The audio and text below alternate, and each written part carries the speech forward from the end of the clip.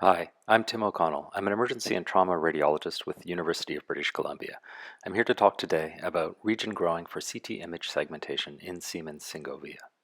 This video will demonstrate the use of the multimodality reading workflow, using the region growing tool to perform a bone region growing to create a segmentation object, subtracting that object from the 3D VRT image, using the punch tool to remove additional portions of the VRT image that we don't want, and finally, creating radial ranges of a humerus with the scapula and clavicle subtracted. So let's get started. You can see this is a CT scan of the shoulder in a patient who's had a very severe humeral head fracture. It's quite severely comminuted. And you can see there's some complex anatomy here. The scapula is a very complex bone, and it's usually an immediate adjacency to the humeral head with just a very narrow joint space, which is a normal finding. There's also the clavicle in this area, and many of our orthopedic surgeons like us to create images of the humeral head alone with the scapula subtracted.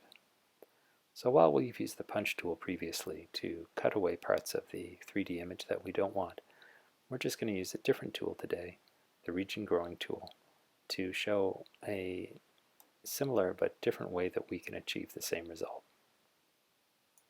So we're going to open up the region growing tool now. And when we click on this, you'll see that we get a new toolbar at the bottom of the image, as well as a palette called the Anatomy Visualizer. So in the region growing portion of the toolbar, you can see there's three different types. There's vessel growing, bone growing in the middle, and then we've got general/organ growing. So for this, because we want to segment out the scapula and the clavicle, we're going to use the bone growing.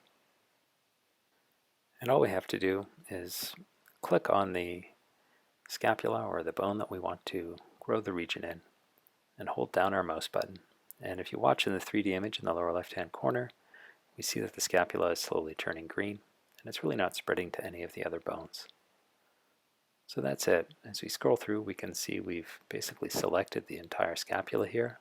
There's some central portions in the marrow cavity that aren't particularly green, but those are pretty easy for us to get rid of. So now that we're done, we're going to click on this button on the far right-hand side, and that's going to create the new segmentation object. And you can see it's popped up in our anatomy visualizer as number 1.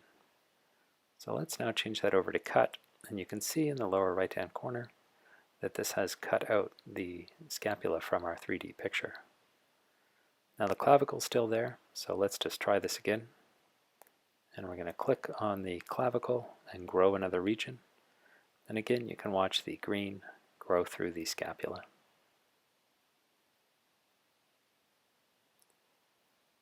That looks pretty good. Now we'll create another segmentation object. You can see down in the anatomy visualizer we have number 2. We'll click on cut, and that removes it. So now we're going to close the region growing tool. And scrolling through, you can see we now have basically volume information about the bones that we've segmented out. And you can see that we have additional information such as the minimum and maximum attenuation values for the segmentation object, as well as the mean and standard deviation.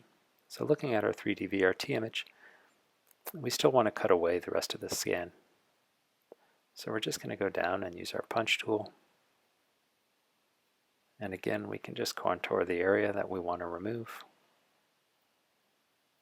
That looks great. And then we can use our right mouse button to keep rotating through the image and keep cutting away the areas that we don't want.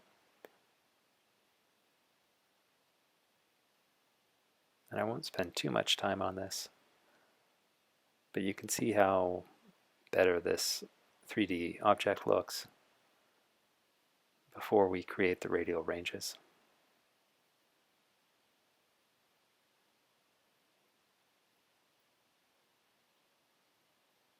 Great, so just getting things centered and zoomed. Let's go to our ranges tools. We're going to select radial ranges.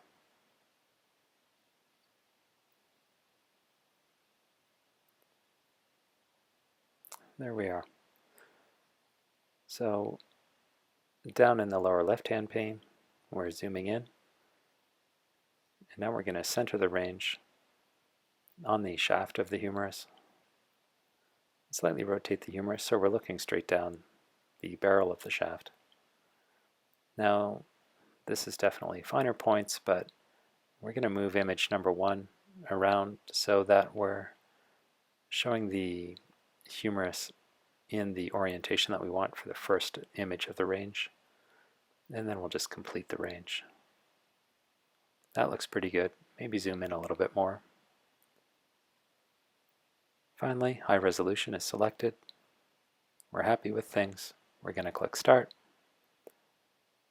And these are the images that it's creating to send over to PAX. That's pretty much it. Save the images and close, and we're done.